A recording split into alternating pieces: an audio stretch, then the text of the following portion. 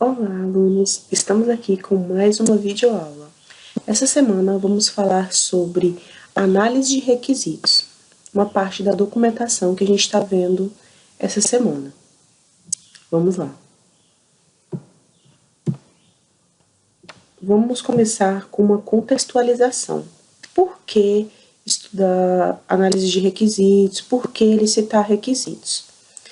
Isso acontece porque entender os requisitos de um problema está entre as tarefas mais difíceis na construção de um software. E diante desse cenário, antes de qualquer trabalho técnico, é importante a aplicação de um conjunto de tarefas de engenharia de requisitos.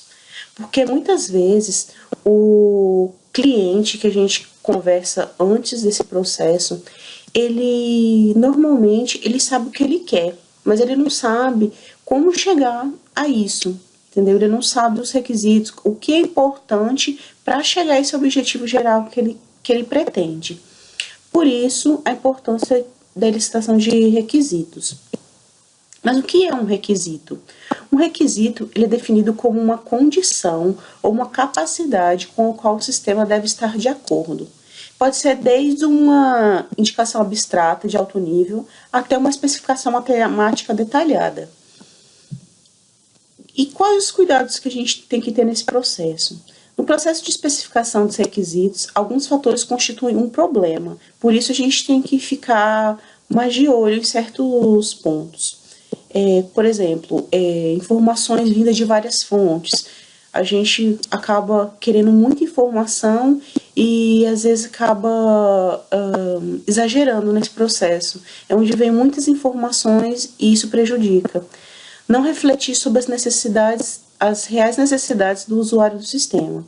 Bom, se é para ele o objetivo final do sistema, nada mais importante do que satisfazer a sua necessidade, certo?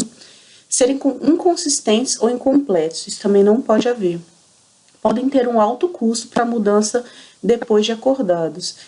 Se a gente, por exemplo, chegar no meio do processo ou um terço independente, isso pode ficar muito caro.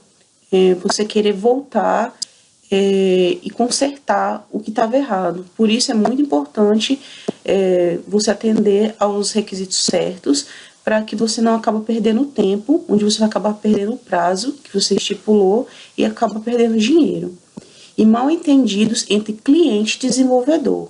Então tem que haver uma conversa certa para você saber o que o cliente quer. Porque senão vai acabar acontecendo isso que a gente está vendo aqui nessa imagem. Eu adoro essa imagem porque ela esclarece bem alguns erros que às vezes acontecem entre cliente, entre desenvolvedor, entre líder de projeto. Então observem essa árvore, como ela começa e como ela termina. Como o cliente explicou e como o cliente realmente precisava.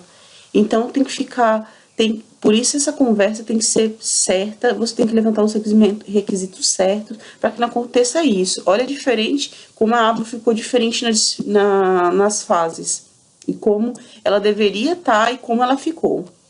Então temos que nos atentar a isso para que não ocorra esses erros, certo? A fase de licitação de requisitos, quais são as fases? Primeiro, tem que haver planejamento, como deve ser feito, identificar fonte e técnicas, licitação de requisitos, o que deve ser coletado, identificar funcionalidades, identificar requisitos e riscos, e documentação, que é a parte que a gente está fazendo e colocando em prática. Como deve documentar? Documento de visão, documento de requisitos, e assim por diante. E na identificação de requisitos, as duas perguntas que a gente deve fazer, que é de suma importância, é o que o software deve fazer e quais as funcionalidades ele deve ter. Então, você respondendo essas duas perguntas é de suma importância e você, com certeza, você vai atingir pelo menos a maior parte dos objetivos da sua licitação de requisitos. Porque se você responder o que o seu software deve fazer e quais as funcionalidades ele deve ter, já é, vamos dizer, meio caminho andado. Além disso, em relação à performance, qual é o tempo de resposta adequado? em relação à segurança, quais requisitos de segurança o software precisa? Em relação à usabilidade, que também é de grande importância, o software deve seguir uma identidade visual? E as interfaces? Como que ela deve ser? Certo? Então, quais são os tipos de requisitos existentes? São dois, principalmente. Requisitos funcionais e os requisitos não funcionais. Os requisitos funcionais, ele define as funcionalidades do sistema, o que o sistema deve ter. Lembra da nossa pergunta? E os requisitos não funcionais, eles declaram as características que o sistema deve possuir e que estão relacionadas às suas funcionalidades. Então, esses são os dois tipos de requisitos. Como eu disse, requisitos funcionais definem funcionalidades do sistema, ou seja, aquilo que deve fazer, as funções necessárias para atender os objetivos da aplicação. E os requisitos não funcionais expressam restrições sobre as quais o sistema deve ter ou operar, ou qualidades específicas que o software deve ter, como performance, portabilidade, segurança, usabilidade, etc. Descrevem também a qualidade do serviço. E eles se subdividem em 3 outras ramificações, em requisitos de produto, requisitos organizacionais e requisitos externos. E as medidas de mensuração?